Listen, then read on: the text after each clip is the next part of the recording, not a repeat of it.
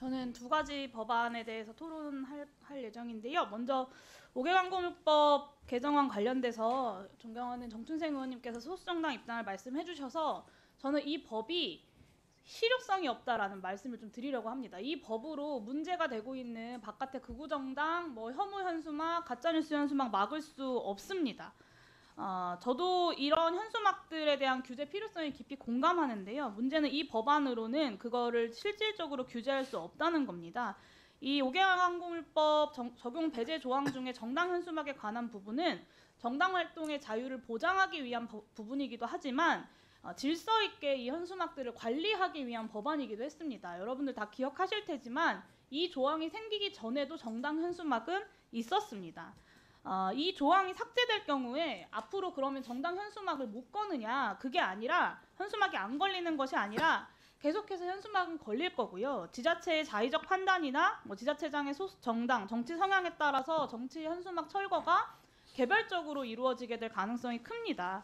심지어 이 개정안에 따르면 기존 법에 있던 읍면동별의 2개 이하 게시 제한 등의 규제도 함께 사라지기 때문에 문제가 되고 있는 그 정당들, 헛소리가 가득한 그 현수막들 이제 동별로 20개, 30개씩 달아도 철거하는 것 말고는 방법이 없습니다.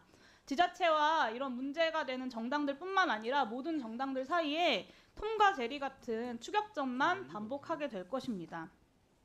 이게 그래서 이 법안이 국회를 통과한다면 오히려 문제가 되는 그런 차별과 혐오, 가짜뉴스의 현수막들을 더 난립할 것이고 정당 현수막 승인에 대한 차별도 부지기수로 발생할 겁니다.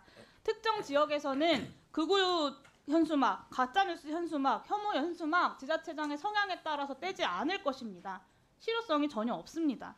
정당의 혐오 현수막을 규제하면서 정당 활동의 자유를 보장하는 방법은 저는 분명히 존재한다고 봅니다. 현행법에 정당 현수막이 준수해야 할 내용 요건도 신설을 하고 필요하면 심의위원회를 설치해서 문제가 되는 현수막에 대해서 신고를 받고 그 심의위원회가 심의해서 문제가 되는 현수막을 철거하면 됩니다.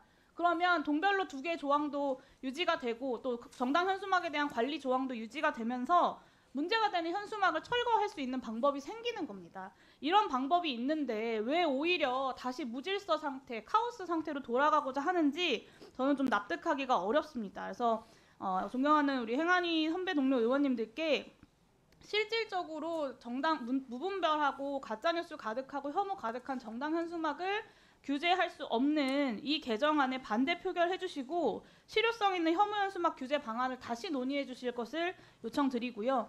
두 번째는 집시법에 관한 내용입니다. 네, 12월 3일 위험을 무릅쓰고 국민들이 국회로 달려와 주신 덕분에 출범할 수 있었던 국민주권정부의 첫 번째 집시법 개정안입니다. 당연히 집회시위의 자유를 한 단계 더 높이는 개정안이 첫 번째 집시법 개정안이었어야 했음에도 불구하고 오히려 집회시위의 자유를 후퇴시키는 개혁안이 상정되었다는 점에서 큰 유감을 표합니다.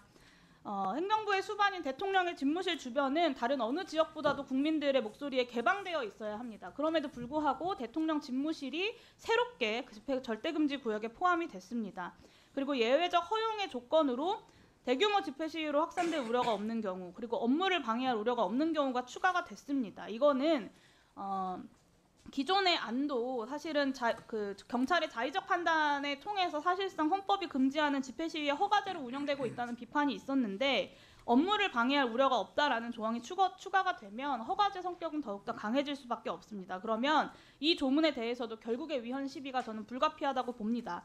더군다나 이 법안은 윤석열 정부의 광범위한 입틀막 시도 하에서 추진되던 법안입니다. 이재명 정부의 첫 번째 집시법 개정안이 된다는 것을 저는 받아들일 수가 없습니다. 더군다나 연내에 청와대 이전을 공언하고 있는 상황에서 청와대는 관저와 집무실이 함께 있기 때문에 어차피 경계 100m 절대금지 구역이 설정이 됩니다. 그럼에도 불구하고 이 법안을 이렇게 추진해서 첫 번째 집시법 개정안으로 의결을 하는 이유를 저는 납득하기가 어렵습니다.